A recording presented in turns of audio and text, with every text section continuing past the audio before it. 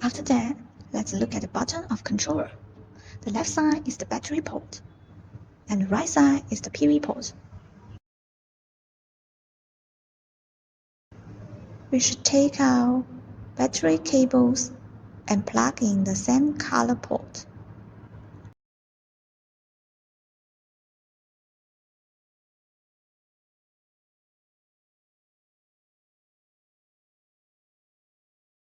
And then taking up your PV cables, which should be connected to solar panels.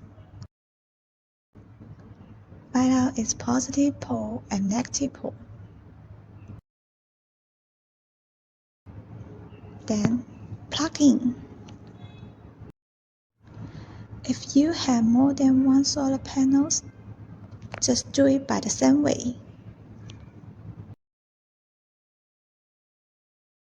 So you can see the final result.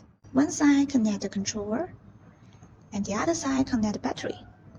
And pay attention to this black cable. It's for battery communication, and it's supposed to battery with RS485. Last but not least, we should connect the AC cable between microinverter and city power. As you see, the total system is finished. By the way, the universal controller can match 99% bank microinverters to form an on-grid and storage system in the same time, such as HomeMi and InPhase. So, do you know how to install TENTEK universal controller? See you next video. Bye!